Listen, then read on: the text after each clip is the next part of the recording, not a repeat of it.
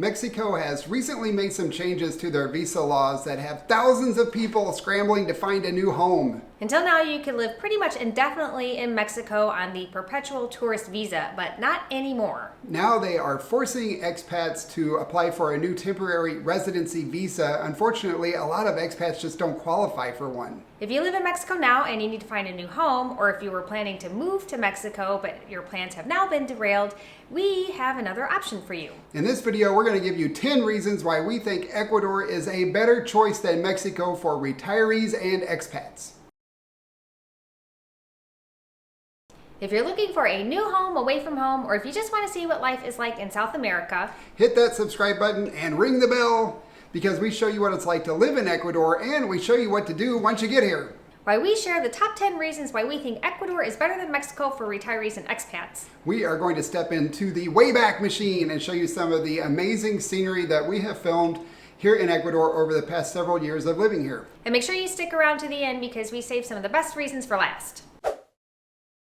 And now for the top 10 reasons why we think Ecuador is a better choice for retirees and expats. Starting with number 10 is that it's easy to get a visa. Yeah, this probably should be number 1, but we wanted to get to it right away because I think this is probably what everyone is asking about. Yeah, because in Mexico, it is not very easy to get a visa, which is why a lot of people are now scrambling to find a new home. In Mexico, you have to earn $2,000 per month from Social Security, your pension, or other income to qualify for the visa for a temporary residency visa. You also have to have $35,000 in your savings account. A lot of people just don't have that. In Ecuador, you only need $400 per month and there is no savings requirement. Yeah, you don't have to have a whole bunch of money in the bank account just to qualify for the visa, or most of the visas. It's different if you're going for the investor visa, but the pensioner visa and the professional visa just have $400 a month income requirement. And it's the same for the permanent residency visa. There are no additional requirements. In Mexico, you have to earn $3,500 per month for a permanent visa, plus have $150,000 in savings. That is not an issue here in Ecuador. That's a lot of money. That is a lot. Yes, and in Mexico, the amounts that you need to have keep increasing. Yeah, almost every year they raise those amounts. And the lucky thing about Ecuador is that there are lots of different types of visas, and most people will qualify for at least one of them. And number 9 is the low cost of living. It's actually pretty similar to Mexico. Yeah, I looked it up. It's almost virtually the same, which means it costs about 1/3 to live in Ecuador compared to the United States on average. Obviously, there are cheaper places in the U.S., but where we moved from in Denver, it is a lot cheaper here. You can live here very comfortably on less than $1,500 a month for a single person and $2,500 a month for a couple.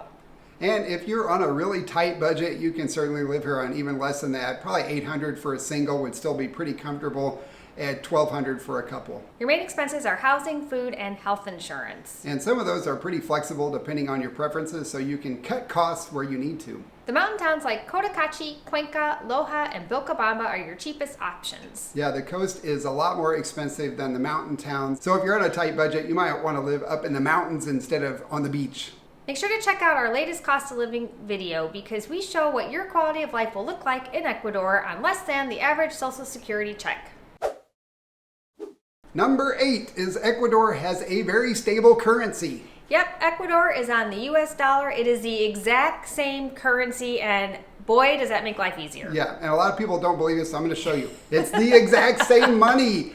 It's the same 20s, 10s, 5s, although they use dollar coins a lot more than dollar bills. It's exactly the same. So your dollars that you bring from the US will spend here just like you're at home. Yep, they converted to the US dollar in the year 2000 to stabilize the economy. And their inflation rate here in Ecuador has been around 0% since we've lived here. This year it's a little higher because of the pandemic and increase in oil prices. So they're looking at about a 1.5% inflation rate this year, which is a lot lower than the United States right now. Our money today buys the same things it bought when we moved here 4 years ago.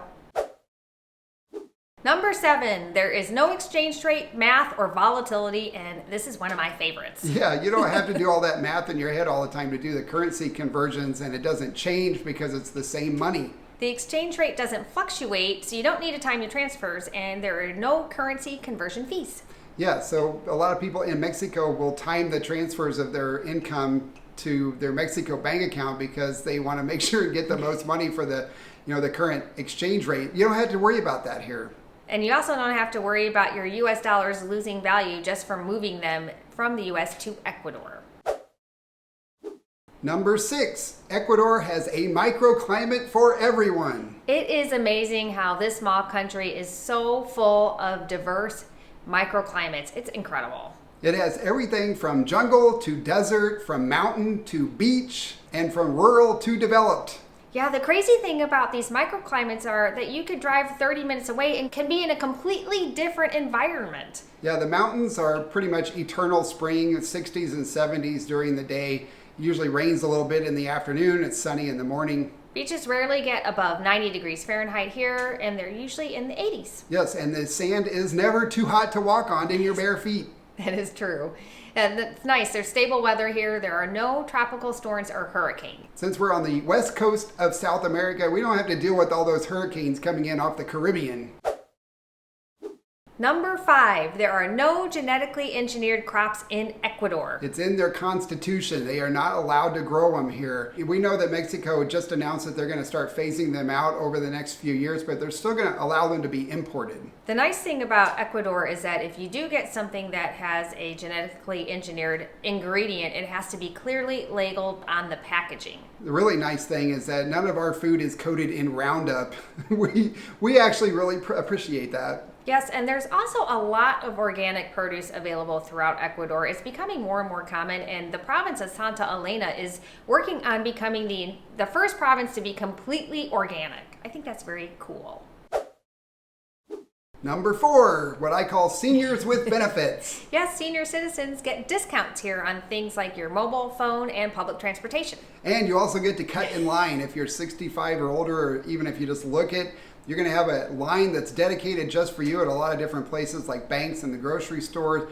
And sometimes a security guard or a staff member, if they see you in line, will just go grab you and escort you right to the front. Yes, they will. And here it's called La Tercera Edad, or the third age. Yes, and Ecuadorians really respect and value the elders here. You're going to find that you're treated very well here.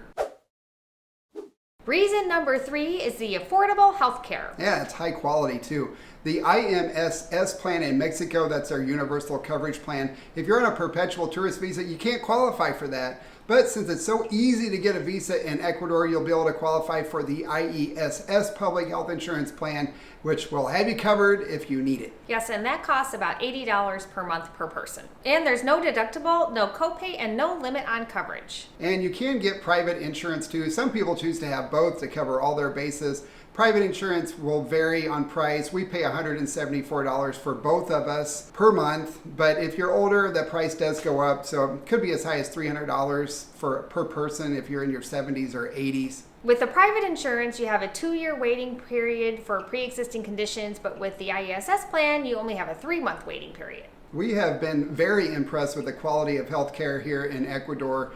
My doctors all work together for my spinal cord injury. When I've gone to see them, they call each other to check up on my status, make sure I'm doing my physical therapy. We are very, very thankful for the doctors that we have and impressed with their credentials and how much they just care. Yeah, and they even make house calls, and they're so readily available. You can sometimes get in to see your doctor the same day or the next day. The other thing that we really like, although I'm not sure this is different than Mexico, but we actually get to talk to the doctors. I have their WhatsApp numbers. If I need to talk to them, I WhatsApp them, and I can talk to the doctor on the phone, not the physician's assistant or the nurse. And it's so nice to be able to have a direct line to the people who actually know what they're talking about. And it is just so much more affordable than it is in the United States. Yeah, we found that it costs about 1/10 for a lot of the services that we get, like especially when I go see my neurosurgeon. His office visit is 1/10 the cost that the office visit was back in Denver. Number 2, Ecuador is very expat friendly. The government has made it very easy to get a visa because we spend a lot of money and we don't use a lot of the public services. Yeah, expats spend several $100 million per year in Ecuador that fuels the economy, creates jobs, and also contributes to the social programs. The Ecuadorians in general just really like having expats here. They're extremely warm and welcoming. Yes, and they really love it when we try to speak Spanish, so as I try to speak English. Sometimes both languages are an extreme challenge. Yes, they are. And the number one reason why we think Ecuador is better than Mexico for retirees and expats is that you won't get stopped on the street and asked to show your papers. Yeah, we've already started hearing stories out of Mexico that people are being told they have to leave. Yeah, they come back in through the airport from their visa run, their 6-month visa run, and they're being given 2 weeks to pack up and get out. That would be really scary. Also, we've heard that they can detain you, which to me would be very scary. Yeah, if they stop you on the street and you don't have your passport to show when you entered, or if you've overstayed your welcome, they can hold you and deport you. But that will not happen here in Ecuador because you will be an official resident with your temporary 2-year visa. For the most part, Ecuador is a muy tranquilo, live and let live culture. They're just not going to harass you like that here. Mexico is a great country and we almost moved there. Yeah, we seriously considered it, but after weighing all the pros and cons, we chose Ecuador, and even after living here 4 years, we still love it. Yes, the Ecuadorian people are so warm and welcoming, and the beauty here is unbelievable, incredibly. Yes. If you're considering a move here, we have a new e-course that will show you all the steps you need to take from A to Z. Yeah, I'll put a link below the video so you can go learn more about that if you're interested. We hope you enjoyed the beautiful scenery that we filmed over the last few years. Yeah, and if you did, leave us a like, please. Yes, please.